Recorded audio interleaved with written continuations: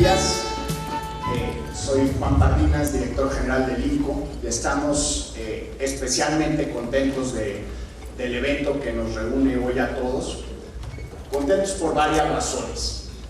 En el INCO nos concebimos como consultores de la sociedad mexicana y nuestro proyecto o ambición institucional y ambición personal de cada una de las personas que trabajamos ahí es presentar evidencia y estudios que nos ayuden a elevar el debate y a incidir en las políticas públicas. Más o menos el ciclo de trabajo de la mayoría de los proyectos del INCO es: hacemos investigación sólida basada en datos duros, en evidencia empírica, presentamos esa evidencia ante la opinión pública, generamos un debate que nos permite entrar en un diálogo directamente con los tomadores de decisiones de nuestro país. Con el liderazgo del contador público Víctor Manuel Borrás del Infonavit, con el licenciado Javier Gavito de la Sociedad Hipotecaria Federal y del actuario Ariel Cano Cuevas de la CONAVI, el INCO, que están presentes aquí en el podio, el INCO cambió su dinámica de hacer estudios que tradicionalmente habíamos llevado a cabo. Aquí los tomadores de decisiones, las personas responsables del éxito de la política pública de vivienda en nuestro país de los últimos años, nos buscaron como interlocutor precisamente para generar estudios de evidencia empírica que permitieran ayudar a tomar decisiones. Entonces, desde su concepción, el índice de vivienda que vamos a presentar hoy es un índice ya diseñado para incidir en políticas públicas, para lo cual a nosotros nos honra mucho, porque ese es directamente el espíritu de nuestro trabajo, y agradecemos la confianza que nos dieron estas tres instituciones para poder trabajar directamente con ustedes. También es un día especial porque este es nuestro primer índice sectorial, un índice de vivienda.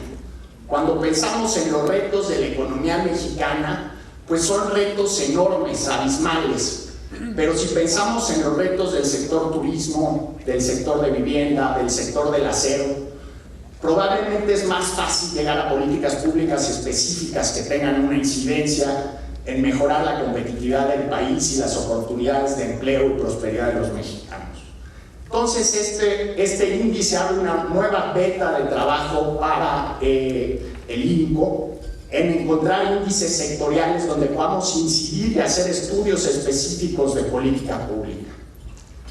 Una tercera razón, que ya es como más cercana a los afectos y al corazón, es que este es el primer índice que genera el INCO en el que me toca a mí presentarlo como director general. Pero eso no es lo importante. Lo importante es que es el primer índice en el que Roberto Newell, director fundador de la institución, no está como director cuando surge el índice. Desgraciadamente, por un problema justamente de competitividad de ciudades y de tráfico, Roberto no ha llegado hoy aquí con nosotros, pero no quería desaprovechar los 5 minutos para dejar de mencionar que buena parte pues, del trabajo que seguimos haciendo responde a la semilla de liderazgo que dejó Roberto. Y pues llenar los zapatos de alguien que tiene el talante intelectual, el modo y la forma de ser de Roberto no ha sido nada fácil, pero sin duda el trabajo es mucho más sencillo de ser director general del INCO cuando tiene uno colegas de primer nivel, como seres humanos, como líderes intelectuales y como jefes de proyecto. Y en este caso me toca el gusto de presentar a mi colega Gabriela Cuevas, Gabriela Alarcón, perdón. Estamos en la Miguel Hidalgo, fue un café regional. Perdón, Gaby. A mi compañera Gabriela Alarcón, que ella es la líder intelectual del proyecto que hoy nos convoca. Ella fue justamente la que encabezó esta investigación, la que llevó la interlocución con las tres instituciones, con el Infonavit, con la Sociedad Hipotecaria Federal y con la CONAVI, y la responsable de que hoy estemos reunidos y en el INCO muy orgullosos. Muchas gracias, Gaby, y una disculpa por el café.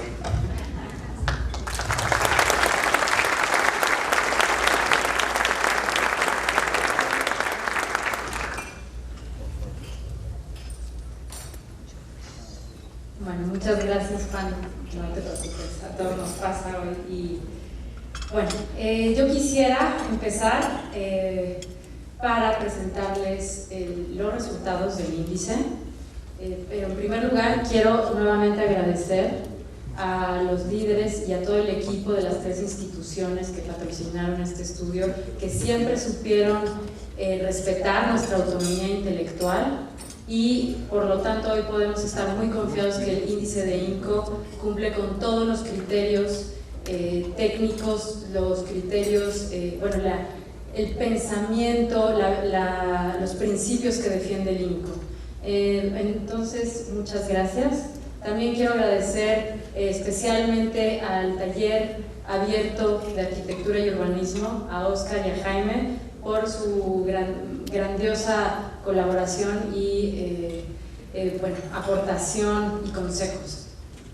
Este índice es un índice que empezó de cero, es un índice que empezamos en una consulta con numerosos expertos del sector, que van desde funcionarios de los 3 niveles de gobierno hasta desarrolladores, urbanistas, académicos, etc. Entonces, en este índice tratamos de incorporar la visión de todas estas personas, y a continuación les voy a presentar los resultados. Muy bien. En la última década, México ha vivido un auge de la construcción. Se han construido más viviendas que nunca en la historia, principalmente por la estabilidad macroeconómica, pero también por muy buenas políticas de financiamiento y por una demografía favorable. Muchas familias han entrado en la edad de trabajar, lo que les ha permitido ser sujetos de crédito y tener los ingresos suficientes como para demandar una vivienda, y esto les ha permitido salirse quizá de donde antes vivían con sus familias en situación de hacinamiento, o regularizar, ¿no? Dejar de ocupar viviendas precarias en lugares con los terrenos irregulares, ¿no? Entonces esto ha sido muy positivo para el país. Sin embargo, pues este auge se ha dado de forma bastante desordenada. Este desorden obedece principalmente a la ubicación y al diseño de las viviendas, lo que ha generado problemas nuevos para las ciudades, problemas que terminan deteriorando la calidad de vida. ¿Dónde se ha construido esta vivienda? Principalmente ha sido en la periferia y en lugares alejados. Esta vivienda no ha sido pensada para construir ciudades, por lo tanto no siempre tiene servicios, no siempre tiene empleos a la mano, y por lo tanto genera necesidades para las personas que viven ahí, para transportarse diariamente, hasta para ir a comprar el pan o para llevar a sus hijos a la escuela. Entonces, el diseño de estas viviendas ha sido predominantemente aislado, como les decía, de los servicios, de escuelas, de tiendas, de hospitales, de un sinnúmero, incluyendo teatros y zonas de convivencia. También es socialmente aislado, está pensado para que la gente viva al interior de la vivienda y no se crea comunidad. Estas imágenes de las bardas, ¿no?, donde se ha privatizado ese espacio público y no crea comunidades, y al no crear comunidades se generan otro tipo de problemas como inseguridad. También es gris, hay muy pocas áreas verdes y principalmente pensado para los automóviles, con calles anchas, banquetas chicas, etc. Esto ha generado problemas no solamente para esos desarrollos, sino para toda la ciudad. La gente se ve obligada a comprar automóviles al no estar bien conectada a las redes de transporte, lo que genera congestión, genera más costos de transporte, pérdida de tiempo y de productividad. Para los municipios es más caro llevar los servicios hasta esos lugares e invertir, por supuesto, con la infraestructura que se tiene que desarrollar, que construir para llevarlos hasta allá. Entonces, nos hicimos la pregunta y les hicimos esa pregunta a todos los expertos que consultamos de cómo y dónde nos gustaría vivir. Estas son imágenes que tomamos de ciudades latinoamericanas, ciudades en Estados Unidos y en Europa que nos gusta, pero también hemos encontrado casos en México en donde son ciudades o centros, al menos los centros urbanos compactos, con acceso a las escuelas, acceso a las tiendas, usos de suelo mixto, bien integradas a estos servicios de las ciudades, con áreas verdes y parques y muchos más espacios de convivencia. Entonces, el índice de competitividad municipal en materia de vivienda, o INCOMUV, como les llamamos porque es muy largo el nombre, evalúa la situación de los 402 municipios más importantes del país, municipios urbanos. Esto es a través de 78 indicadores, en su mayoría datos duros. Esto es algo inédito, esto es algo que no se ha visto ni algo parecido. Y estos 78 indicadores los agrupamos en 3 pilares de competitividad que ahora les voy a explicar. Pero lo más importante es que este índice fue creado para que les sirva a los tomadores de decisiones para hacer mejor política pública. También queremos que les sirva a los desarrolladores para planear mejor dónde construir estas viviendas y principalmente para los compradores de vivienda para que sepan dónde es mejor vivir. Los 402 municipios evaluados concentran más del 90% del PIB de México, el 66% de la población, el 80% de la demanda de vivienda, el 75% de los créditos otorgados y el 64% de las necesidades de vivienda. Entonces podemos decir que es un índice bastante completo. ¿Cómo definimos competitividad en materia de vivienda? Competitividad de la vivienda. La capacidad de un municipio para aumentar el valor de esa vivienda de manera sostenida. Es decir,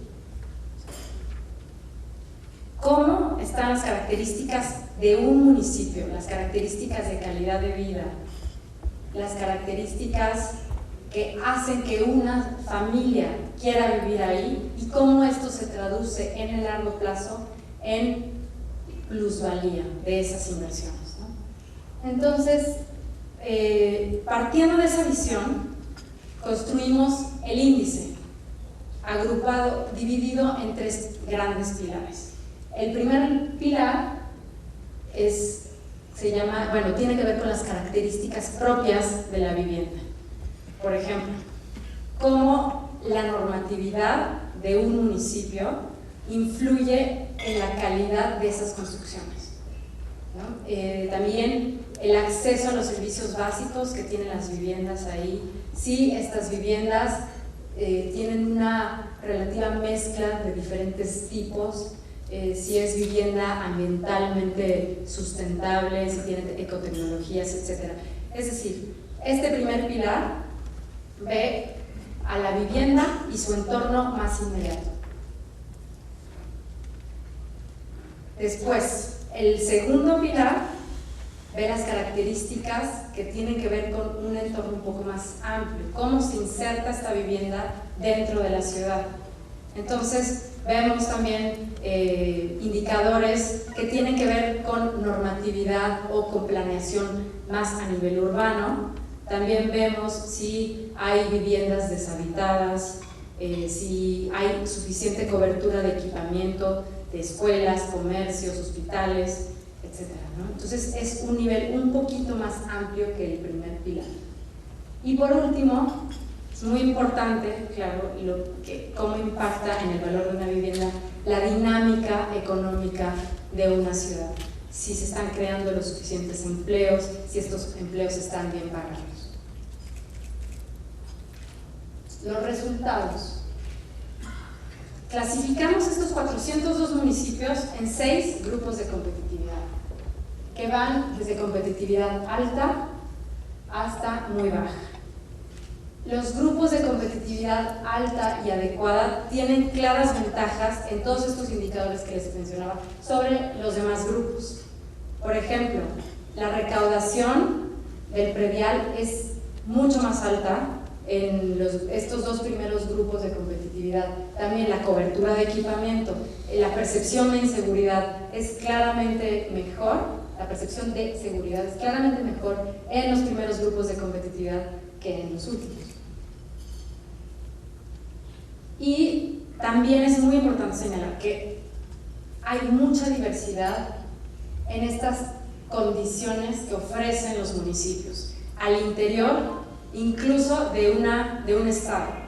Por ejemplo, los municipios de más alta competitividad en el estado de Coahuila son Acuña y Castaños. Ahí no se alcanza a ver tan claramente, pero acá arriba está Acuña y acá está Castaños, y vemos los municipios que están en gris son los que no evaluamos porque son principalmente municipios rurales.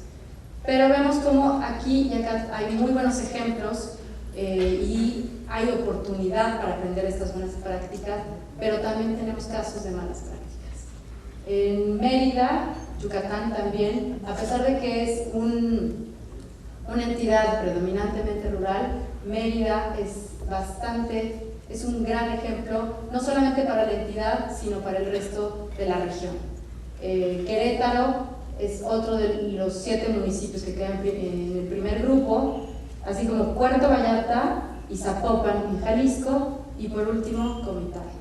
Todos estos municipios son muy diversos entre sí, hay municipios muy poblados y poco poblados, municipios relativamente ricos y menos ricos. Entonces esto habla de la enorme oportunidad para realmente implementar políticas públicas de buena calidad y que impacten en la competitividad de la vivienda. Los principales retos que nuestros datos, nuestro análisis permitió identificar son, en primer lugar, que en los últimos 5 años el crecimiento de la población ha ocurrido principalmente en los municipios